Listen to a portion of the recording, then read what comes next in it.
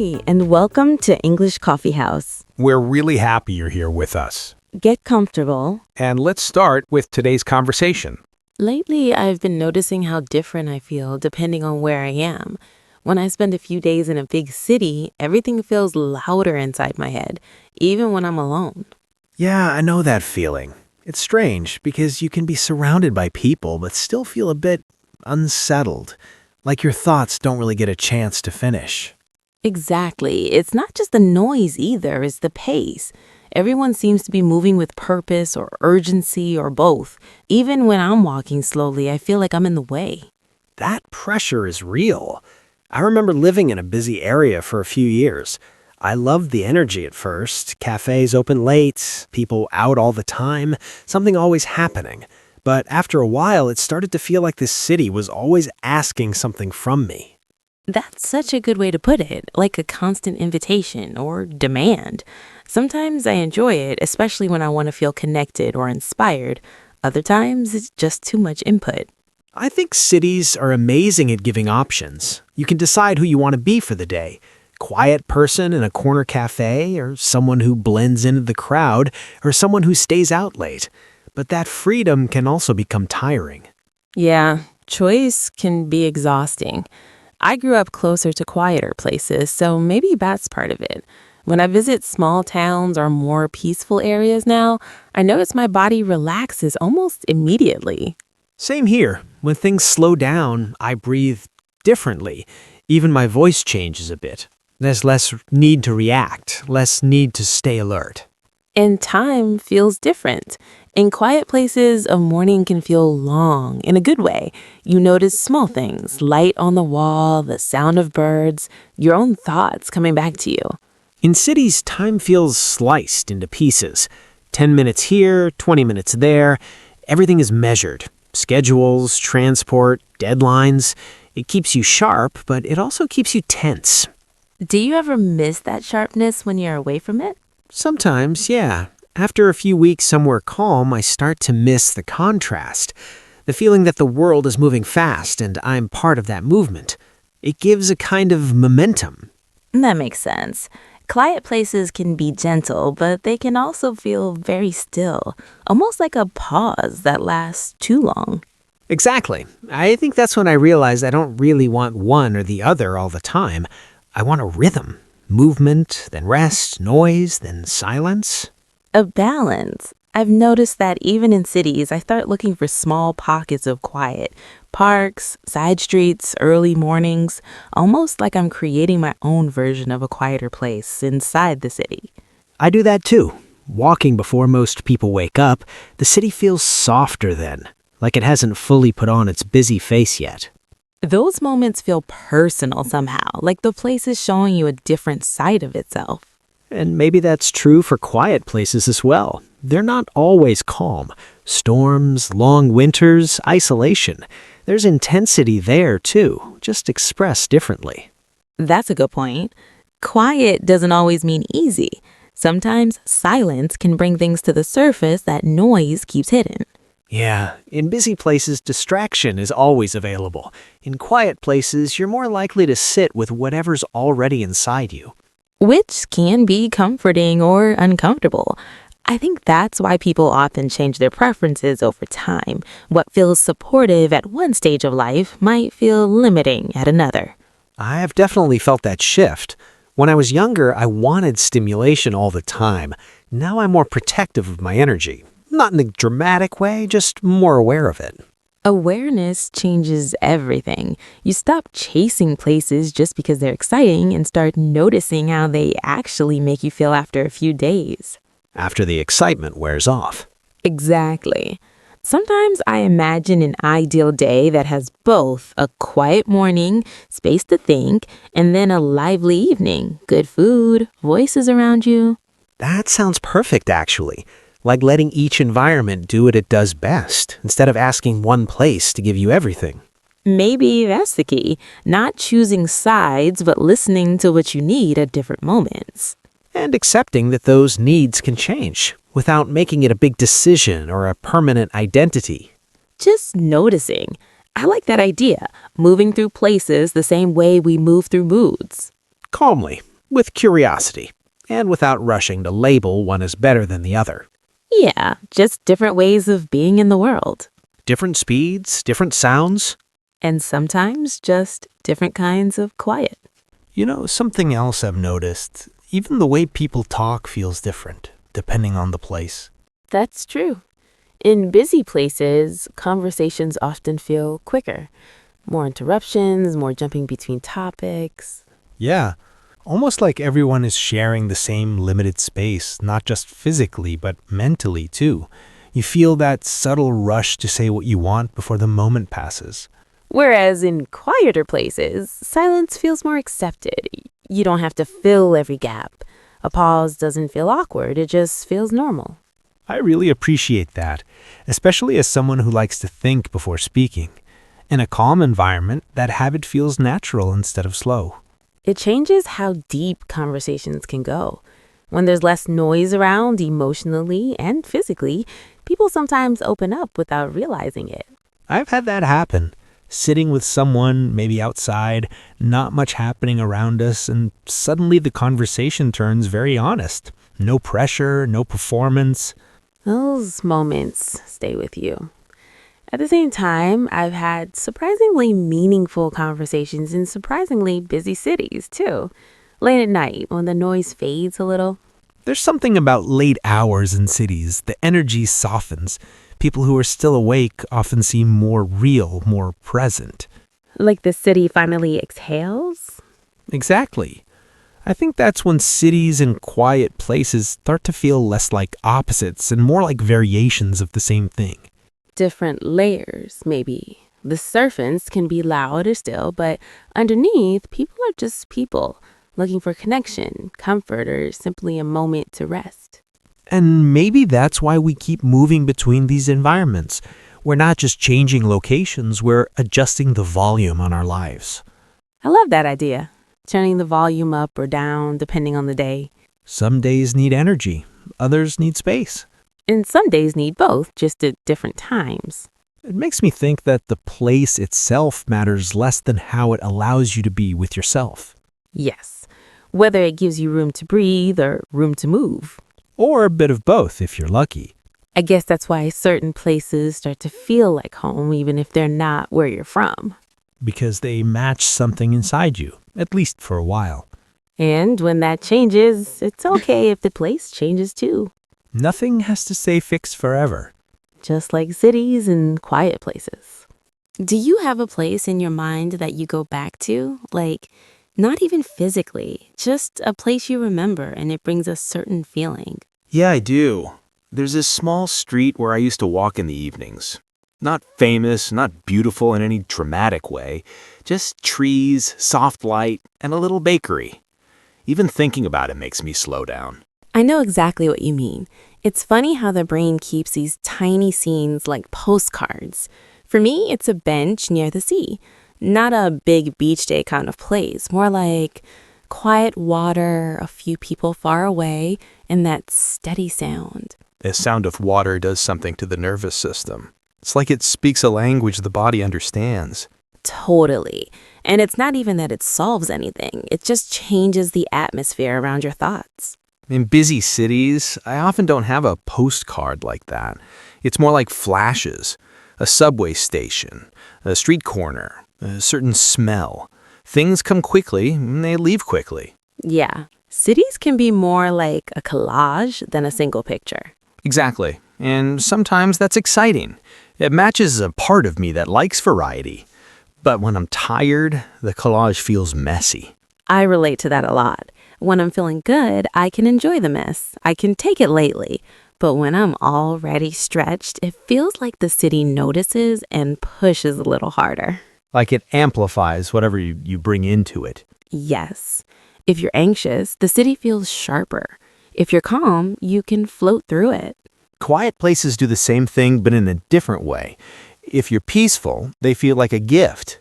If you're restless, they can feel almost too honest. Too honest is the perfect phrase, because then you're sitting there with yourself and there's no escape into activity. And your mind starts opening old drawers. Exactly. Like, oh, we're doing this now? Yeah. I had that once during a trip to a very quiet mountain village. The first 2 days were beautiful. Then day 3, I had weirdly emotional. Nothing happened. It was just quiet enough for everything I'd been holding to show up. I've had that too in nature. It's almost embarrassing because you're like, I came here to relax, and your mind is like, great, now that we have your attention. Let's talk. Yes. But honestly, even though it's uncomfortable, it can feel real, like you're meeting yourself again. That's true. And then after that wave passes, the quiet feels different, softer, like you earned it in some strange way. I like how you put that. Maybe that's why people romanticize quiet places, not because they're always easy, but because they offered a kind of space that's rare. Space is rare now. Not just physical space, mental space. The feeling that you're not being pulled in 10 directions. And cities are kind of the opposite. They pull you outward into people, places, choices, movement. Which can also be healthy, depending on what you need. If you've been stuck in your head, a city can pull you back into life. That's so true. Sometimes you need to be distracted a little, not to avoid yourself, but to remember you're part of the world. To hear voices, to feel the hum of other lives around you. And to feel anonymous, in a good way, like you can walk through the crowd and no one expects anything from you personally. That kind of anonymity can be freeing. In small places, people notice you more. They remember you. Sometimes that's warm, and sometimes that's a lot. It can feel like you're always being seen, even when you want to disappear for a bit. Exactly. So maybe it's not just noise versus silence, it's also visibility versus privacy. That's a really interesting angle. A city gives you privacy through distance. A quiet place gives you privacy through emptiness, but not necessarily socially. Right. In a quiet town, you might hear your neighbor's footsteps.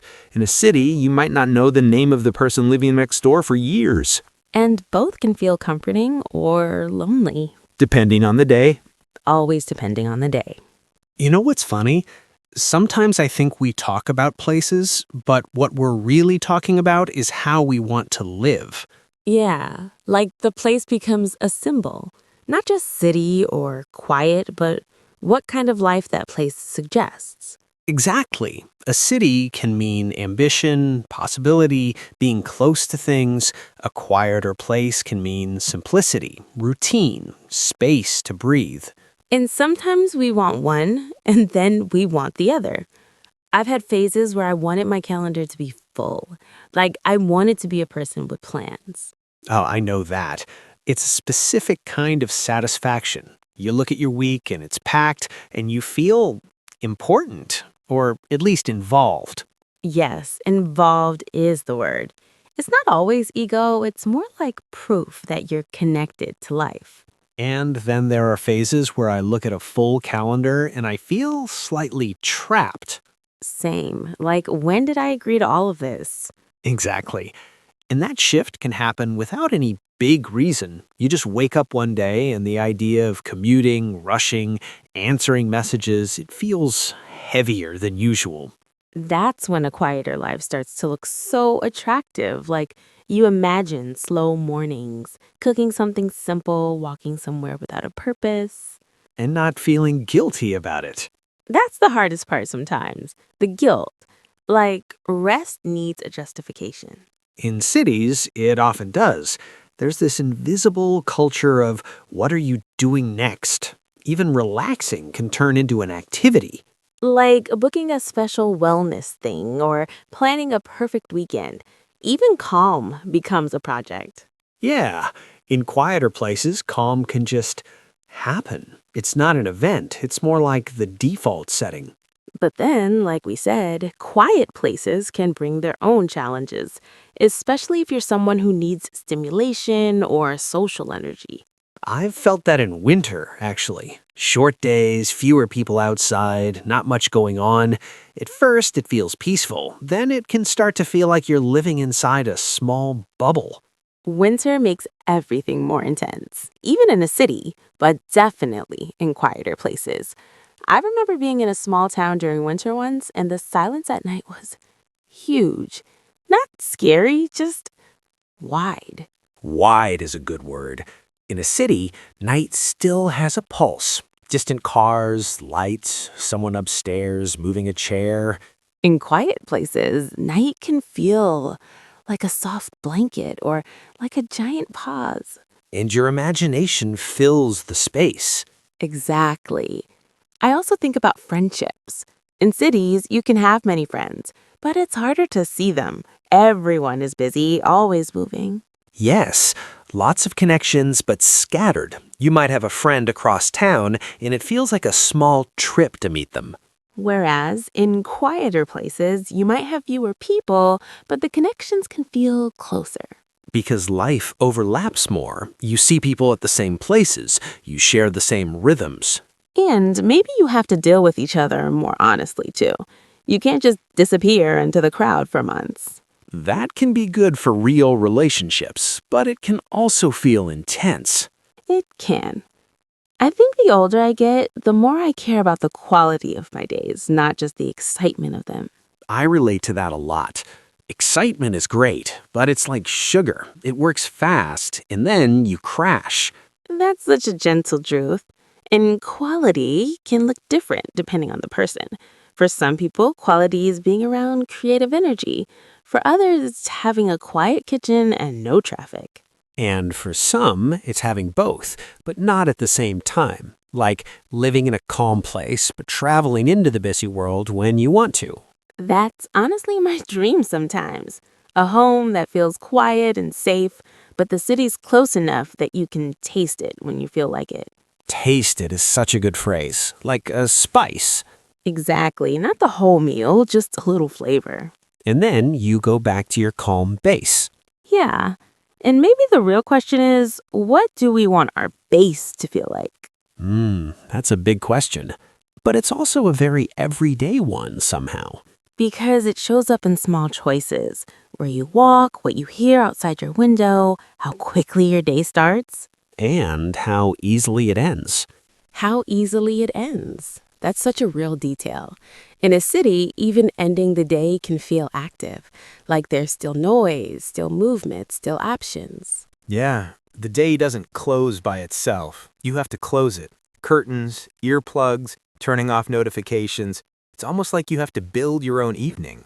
Whereas in quieter places, evening kind of arrives on its own. The street's empty, the light changes, and the world gently signals, okay, we're slowing down now. And your body follows. I notice that my sleep is different in quieter places. Not perfect, but deeper. Like my system believes it's safe to fully switch off. Same.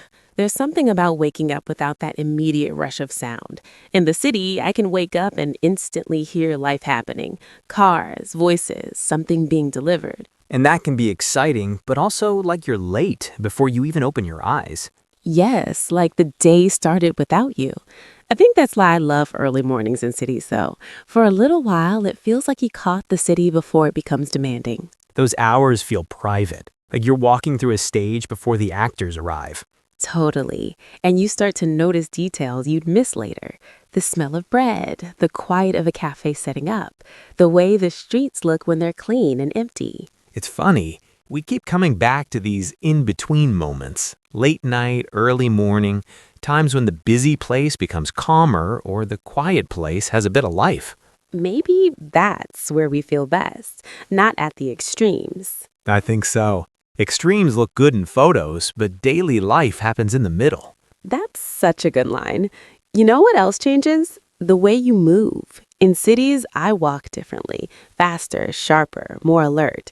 I'm looking ahead, checking signals, avoiding people. Same, my shoulders tighten. I don't even notice until I'm in a quieter place and suddenly my body drops. Like, oh, I can soften. Exactly. In quieter places, I don't navigate as much. I just walk. I can look around. I can actually notice the sky. The sky is such a big thing. Cities steal the sky a little. Tall buildings, narrow streets. Even when it's there, you have to look for it. In open places, the sky is part of the room almost. It's always present. That sounds poetic, but it's true. And it affects your mood. If you can see the horizon, you feel a bit more spacious inside. It's like your thoughts have somewhere to go. Yes. But then there's also the comfort of having everything close. In cities, you can step outside and get what you need: food, medicine, a late night pharmacy, a coffee, a friend. Convenience is a kind of safety too, not emotional safety, but practical safety. You feel supported by infrastructure. Exactly. If something goes wrong, you're not alone. There are people around, there are services, there's movement. In a quiet place, if something goes wrong, it can feel farther away. Help is farther. Options are fewer. That can make you feel more independent, but also more responsible. Yeah, like you need to plan more. I remember staying somewhere very quiet and realizing I'd forgotten one small thing, like just toothpaste, and suddenly it became a whole story. A whole trip. A whole trip. In a city, it's 2 minutes. In a quiet place, it's a decision. That's honestly kind of charming sometimes. The world makes you slow down and accept inconvenience. It teaches patience without trying to. Exactly. It just happens. I guess both environments ask something from you. Cities ask for energy and attention. Quiet places ask for presence and patience. That's beautifully said. And the answer changes depending on what you have to give. Yeah, some days you have energy, some days you have patience, some days you have neither. Those days, you just want one calm corner wherever you are. A calm corner feels like the real luxury. Not the city or the countryside, just the feeling of being able to breathe. And maybe that's something you can learn to find in both places over time. Like a small internal quiet, even when the outside is loud. Yeah, not forced, just familiar. I like that phrase, familiar, because it makes it sound less like a goal and more like something you recognize when it's there. Yeah, like a certain texture in your day.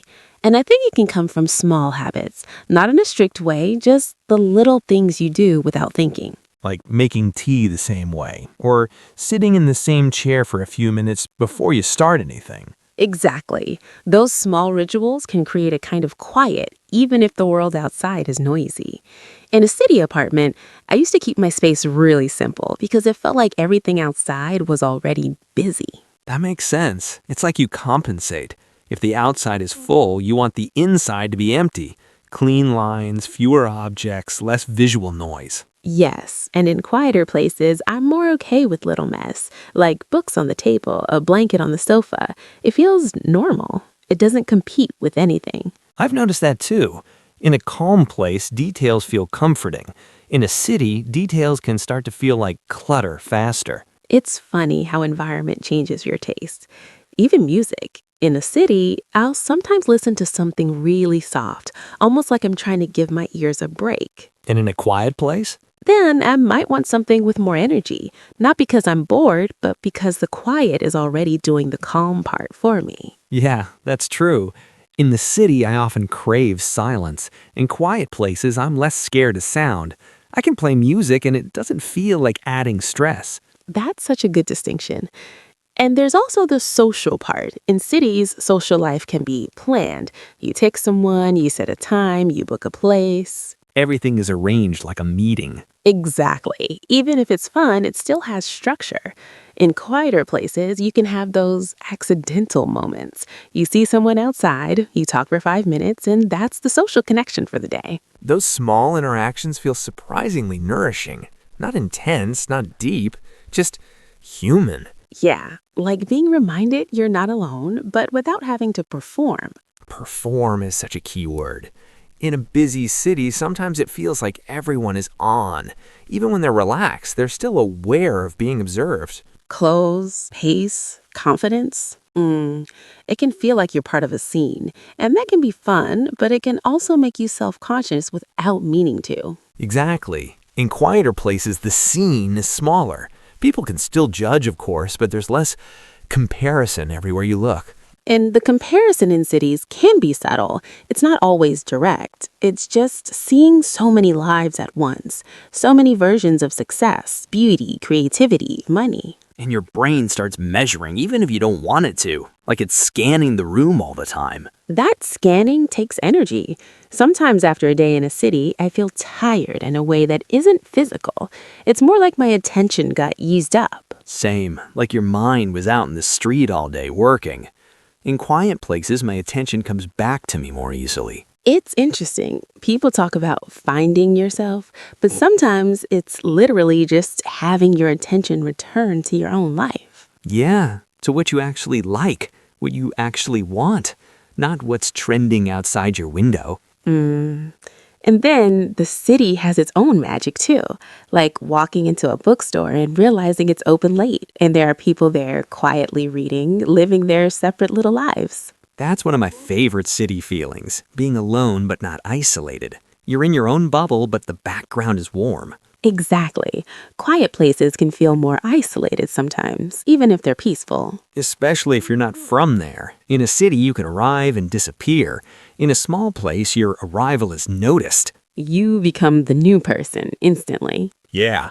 And that can be sweet or awkward depending on your mood. I think that's why when people imagine moving somewhere quiet, they often imagine the landscape more than the social reality. They imagine the view, not the community. Yes, and communities can be wonderful, but they can also be complicated. Even in quiet places, there are politics, history, all that human stuff. Human stuff follows you everywhere. It really does. So maybe the difference isn't that one place is peaceful and the other isn't. It's more that they create different kinds of noise. Different kinds of noise. Yeah. And maybe, over time, you get better at noticing what kind of noise you can live with that week. That week, I like how specific that is. Because it's never permanent, right? It's like, right now, this is what feels good. And that right now can change quietly without announcement. Yeah, it's almost like seasons. Not dramatic, just shifting. And sometimes you only notice after it's already changed. And sometimes you only notice the change because the old rhythm starts costing more energy than it used to. Yes. Things that once felt neutral suddenly feel loud or heavy. That's usually my signal, when something small starts irritating me more than it should. Like noise you didn't even register before, or plans that used to feel fine, but now feel like effort.